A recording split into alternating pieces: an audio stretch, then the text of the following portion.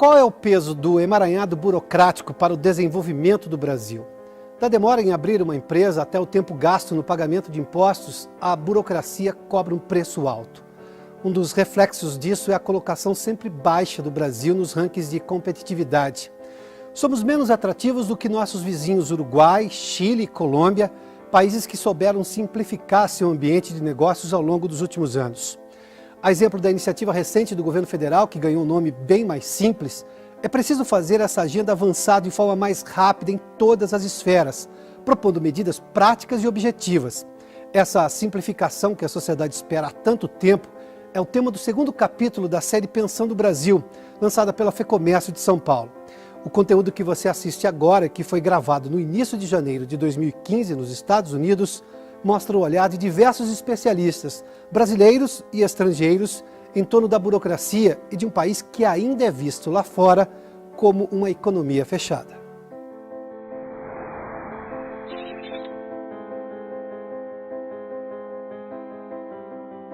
A despeito de, em vários aspectos, o Brasil ser um país fechado, ainda muito fechado. O Brasil é um país fechado? O Brasil é um país fechado. O Brasil é um país cujos índices de exportação e importação, cuja inserção nas cadeias globais de valor é muito pequena. É um país ainda que recorre principalmente a mecanismos de proteção comercial antigos. O Brasil, do ponto de vista comercial, é muito mais fechado do que o que poderia e que, na verdade, do meu ponto de vista, deveria ser. Tem que abrir a economia ao comércio internacional, mais investimentos internacionais. Quer dizer, o Brasil é uma das economias mais fechadas do mundo. Quer dizer, a burocracia, a regulamentação, as leis da época de Getúlio Vargas. Somos uma das economias mais fechadas do planeta, mas no mundo capitalista. Mas a gente não se imagina assim, se eu disser hoje no Brasil que somos fechados, alguém vai dizer, não, não, tem abertos. mais voos para os Estados Unidos, mais voos para a Europa, né? As pessoas não é nesse sentido. Tem uma camada da população que tem acesso à economia competitiva do mundo porque vem aqui para os Estados Unidos e vai à Europa e vai para os outros lugares e compra as coisas. Agora, a economia brasileira, o grau de interação da economia brasileira com o mundo ainda é baixo. Por isso, em parte, que a economia brasileira perde competitividade. Na medida que ela não está exposta à competição, ela vai se acomodando, vai perdendo competitividade e os índices todos mostram isso. The trend in public policy over the last, well, certainly during Dilma's mandate and maybe earlier under Lula, the trend was away from a more open economy.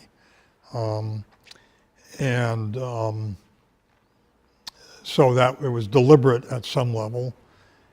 It also, though, is a problem of inefficiency. I mean, you have ports that are,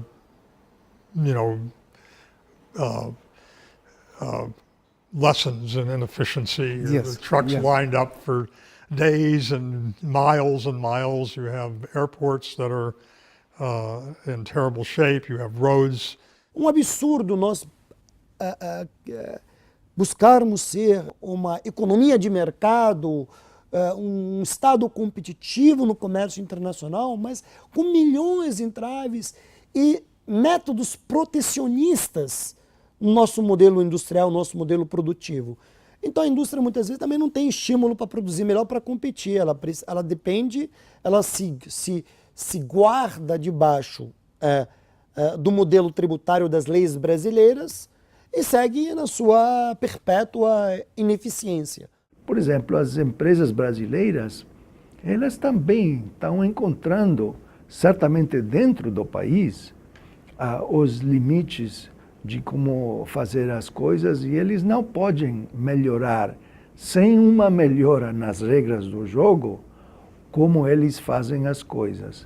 Eles já diminuíram custos, eles já incorporaram nova tecnologia, eles fizeram grande parte do que tem que ser feito, mas as regras do jogo não são favoráveis para um século XXI. As empresas pagam preço porque fora da planta de produção, ou fora do portão da fazenda, como gosta de dizer o pessoal da agricultura, tem esse custo Brasil que prejudica a competitividade da empresa, porque ela tem que botar no preço, aí fica mais difícil competir com os estrangeiros, não apenas isso.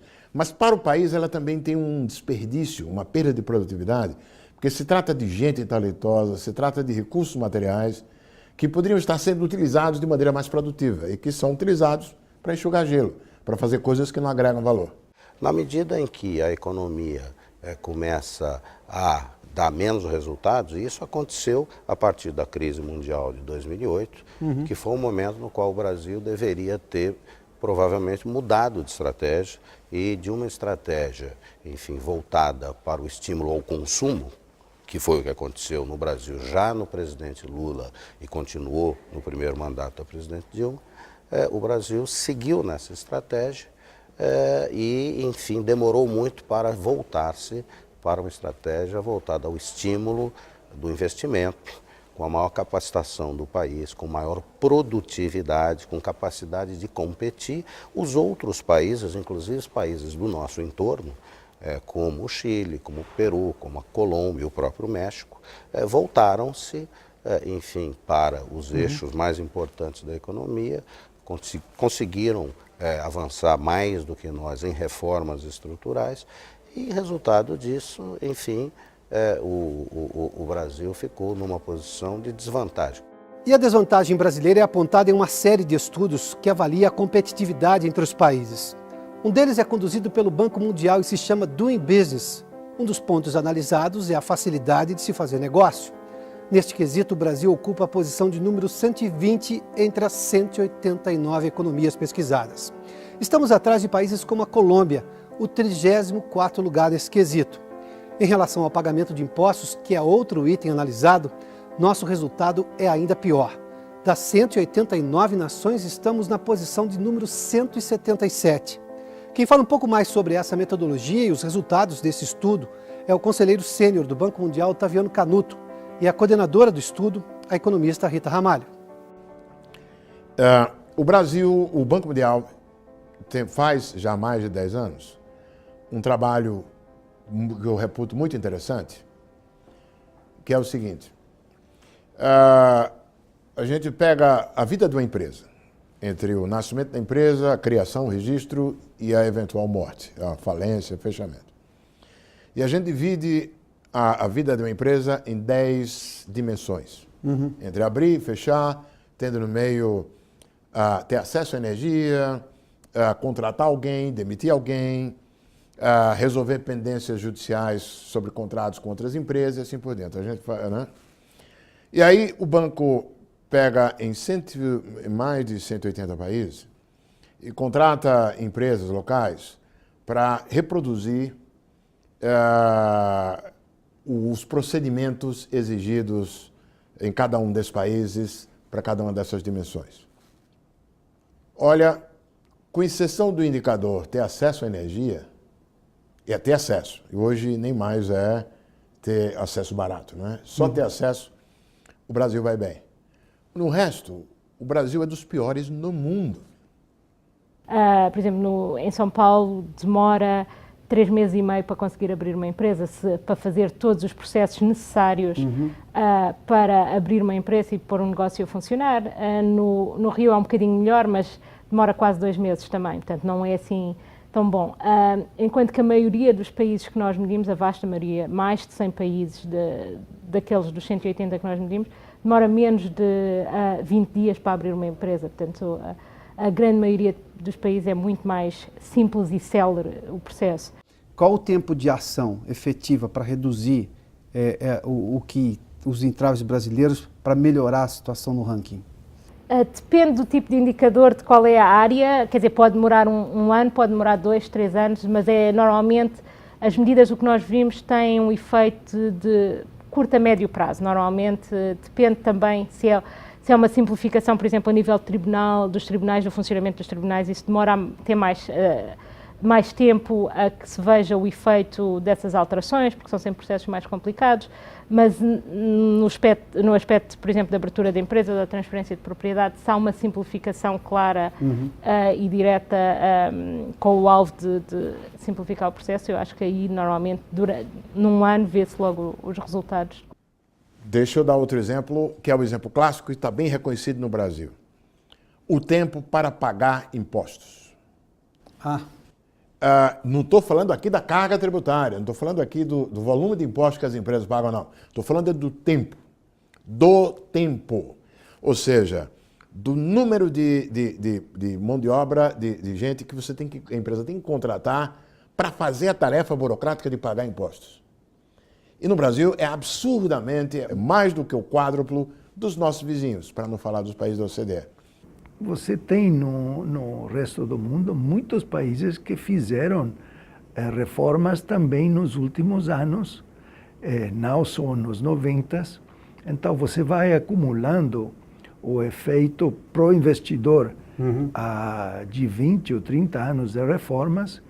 Então é mais fácil, é mais atrativo, entusiasma mais a fazer na margem negócios e investimentos em outros países. O grande problema do Estado brasileiro é um problema do descompasso entre o que se espera dele e o que ele é capaz de atingir. Porque se você olhar para o Estado brasileiro, eu não diria que é um Estado tão somente ineficiente, incapaz, incompetente. Tem vários nichos, várias dimensões, no qual o Estado brasileiro é extremamente eficiente, extremamente capaz, não só porque se você olhar para determinados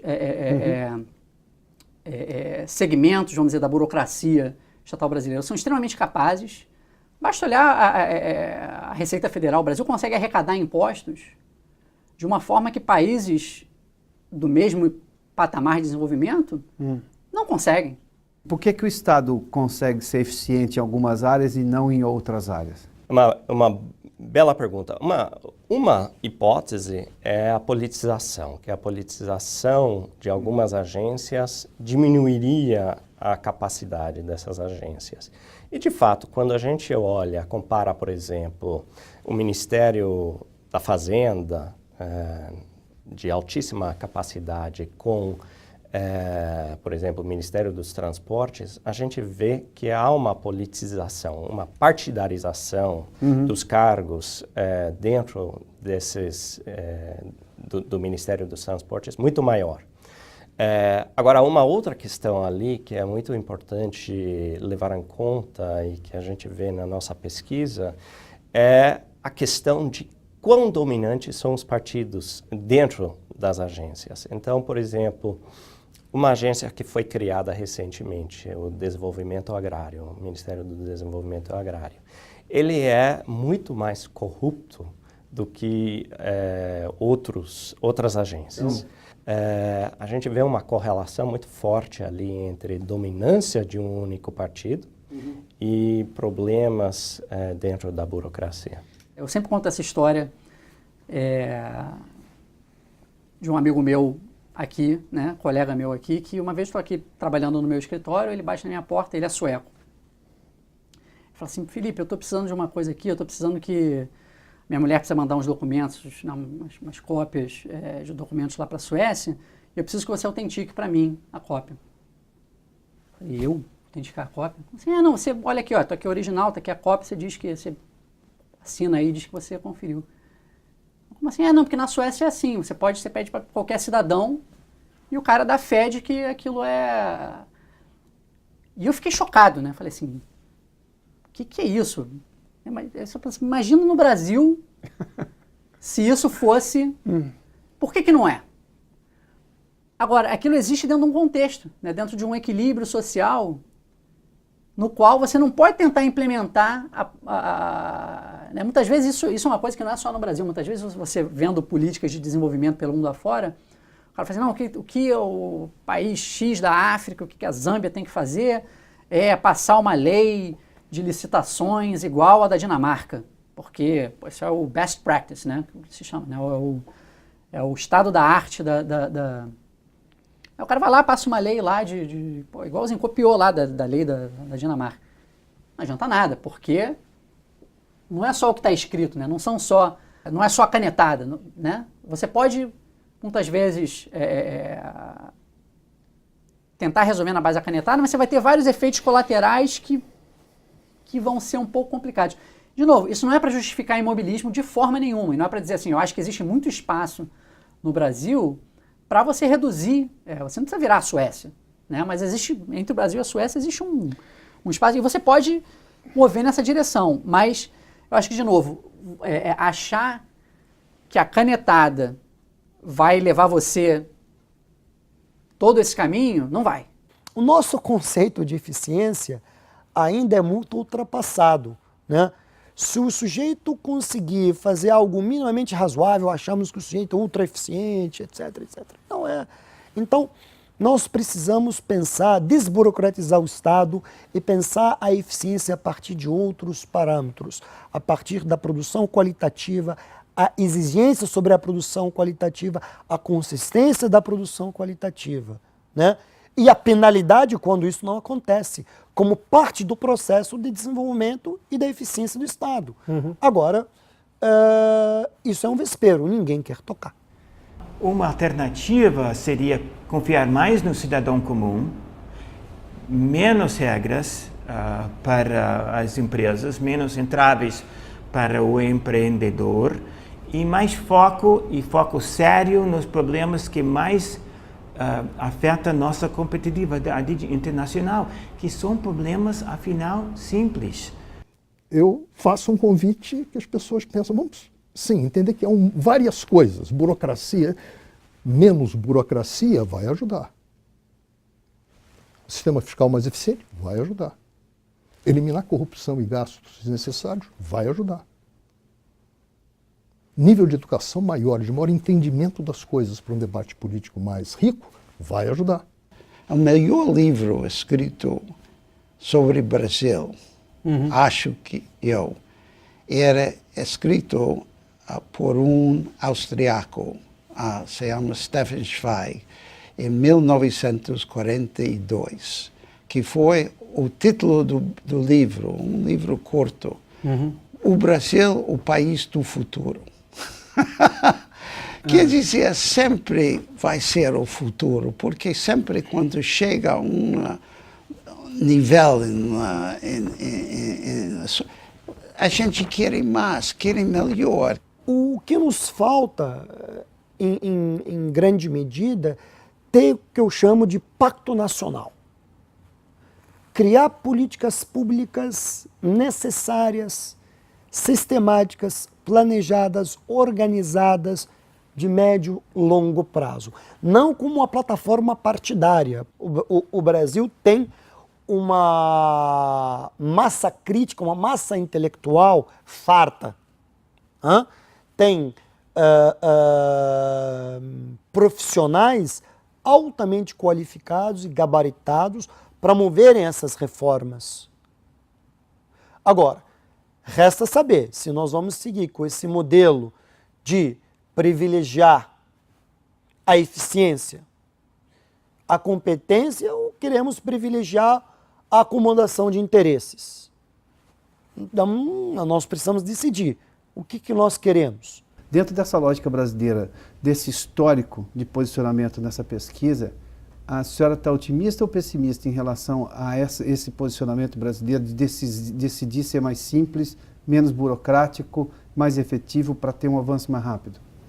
Eu estou otimista, se calhar sou otimista por natureza, mas eu acho que é possível, tem que haver vontade e esforço. Quer dizer, não é fácil, claramente, e vai envolver muito trabalho dos vários níveis de governo para conseguir simplificar o processo, mas eu acho que vale a pena e é um bom esforço para o país e os cidadãos vão dar valor a esse esforço e aceitar. Portanto, e é isso que nós vimos noutros países, que os cidadãos gostam do facto das coisas serem mais simples, que têm mais confiança no governo, se veem que o governo está a fazer um esforço para olhar para o cidadão como um cliente e não como um paciente, alguém que o governo tem que tratar, mas não alguém que está em parceria e que está a tentar ajudar. Portanto, eu acho que há valor nisso e há retorno nisso também.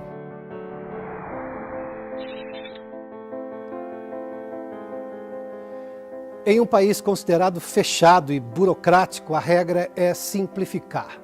Propostas não faltam, como as que a FEComércio de São Paulo tem insistido.